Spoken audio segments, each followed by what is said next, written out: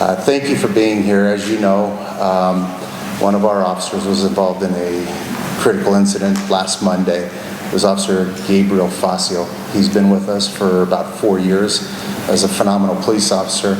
And today, this afternoon, I'm here to tell you that he passed away and he lost his fight with that tragic injury.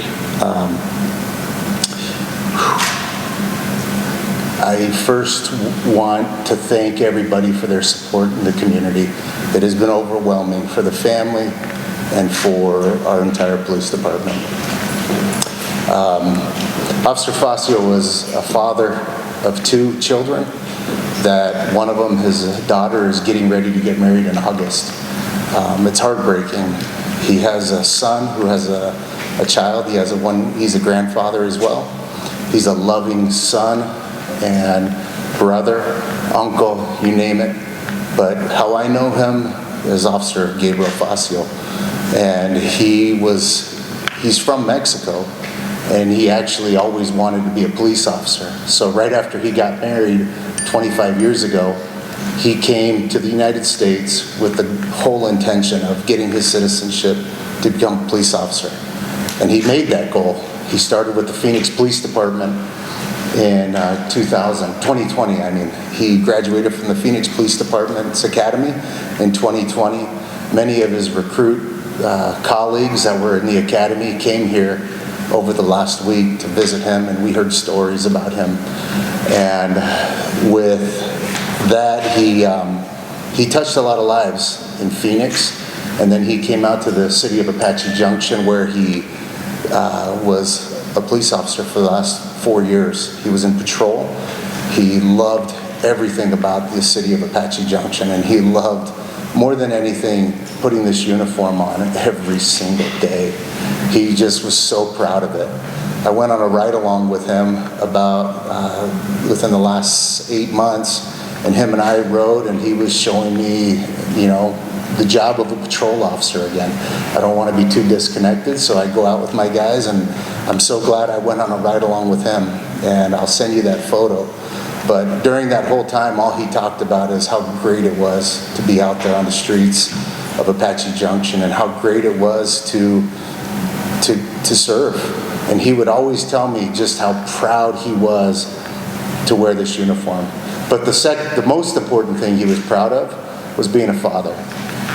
When he was taken to the hospital, and the other thing I want to do is I want to thank the hospital staff at Banner Goldfield first. After he was shot in the face. Officers transported him immediately to Banner Goldfield in Apache Junction. When Officer Facio got to the hospital, his heart had stopped. And the medical staff at Banner Goldfield, thank you, they were able to bring him back, and we were able to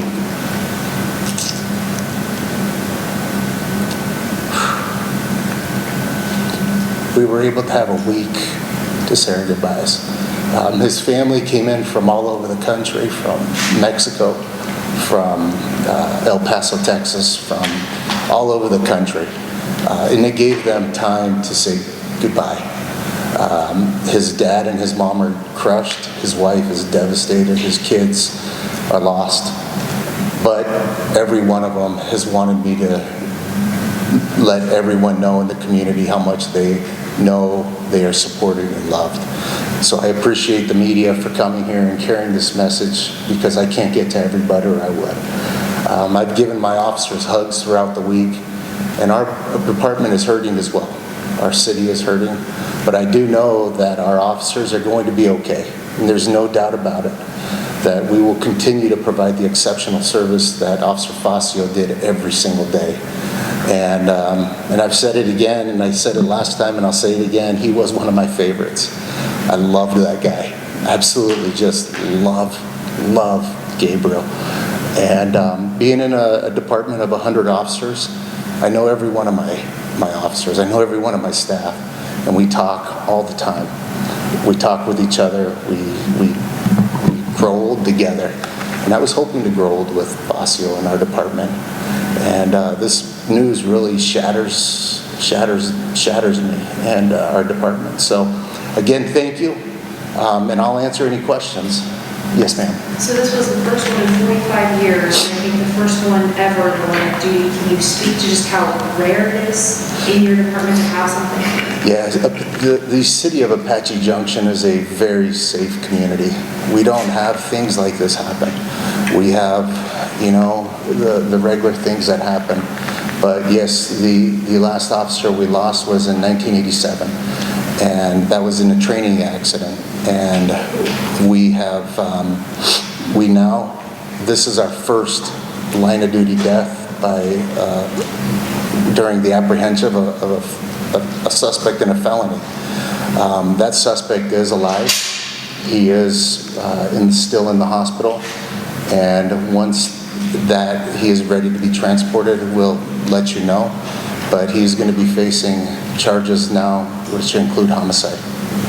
How do you want to continue his legacy in the department moving forward? Well, you know, we in the city of Apache Junction, the Apache Junction Police Department, I always tell the guys and gals in my department, you know, be friendly, treat people with respect, even if they commit a horrible act, even if they're down on their luck, show dignity to them and give them dignity, no matter what.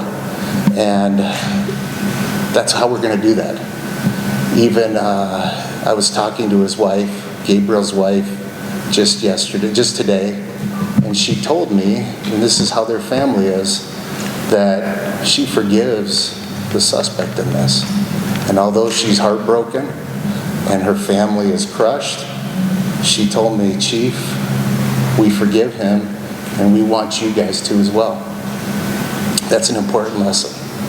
And that's how we're going to remember him, is through our service. What can people do for the family and for the Apache Junction community? People always want to help out when things like this happen. Yes, thank you. How can the community help out? There's a lot of things. First off, the well wishes that we're getting, the prayers, the very nice thoughts, gestures that we're getting is incredible. It's overwhelming. Our officers, they do this job not to get that recognition, not to get the thank you and just the pat on the back and the hugs and the tears, but they're getting it, rightfully so. That means the world to them, and they may not tell you, but it means the world to them.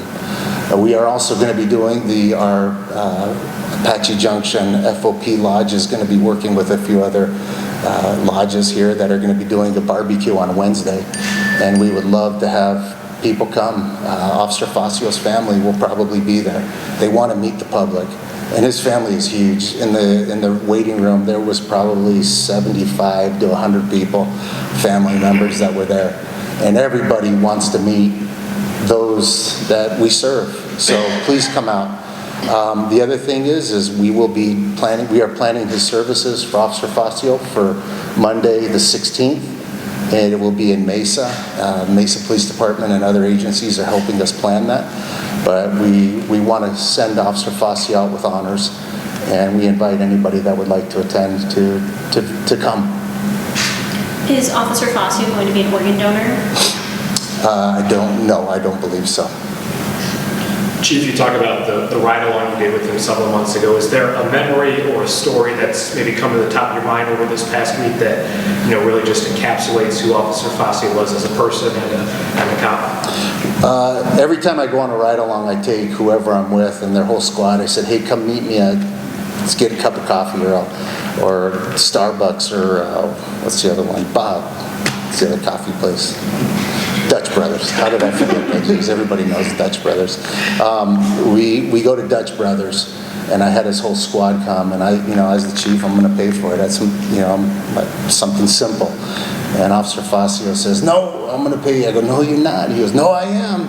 And we argued for, seems like 10 minutes. But who do you think won? I did, of course, right? So that's what he did not want charity. He did not want somebody feeling sorry for him. He did not want recognition for whatever it was. What he did want was to give, to serve. And that's what he did. And he gave everything. He gave the ultimate sacrifice. Prior to, because he is 46 years old. He would be 47 this year. So he started his career in law enforcement a little bit later in life. And while he was working on getting his citizenship and getting all of everything ready to become a police officer, he was a preacher. He was a pastor. And you could tell because when he would talk to people, he was just that kind of guy. He just would embrace somebody he didn't even know. He would offer his services. He would just be there to comfort them with words of comfort. And it was just amazing. He was just an amazing human being. How would you describe the range of emotions from Monday when this happened to today when unfortunately he passed away? So the range of emotions that I've felt in the department, the community, I think initially it was shock. You know, I was on a plane to Florida when I got the text message, and I was shocked, and I was able to get a flight back right away and got here late Monday night to see Officer Facio in the hospital and to hear his condition, and there was anger. I was so angry. I think a lot of us were angry. And it's okay to be angry. We were really, really angry at this. And how did this happen? And then there was a lot of sadness as well. There was moments of just complete, utter sadness. But as I talked to the family and as I've talked to my officers and our staff and city officials, a lot of joy and hope has overcome everything else. And that's what I'm excited about, is that's how we're going to heal. As a department, we need that. We need that hope that everything is going to be okay, that Officer Facio's family will be taken care of, that the community will know that we are here no matter what, and that hope will give me the energy to help lead this department as well. Any other questions? Thank you very much. We really appreciate it, and I'll be after if you need it, and I'll send you that picture if you want a few pictures. Okay? Thank you. Thank you, Mayor. Thank you. Thank you.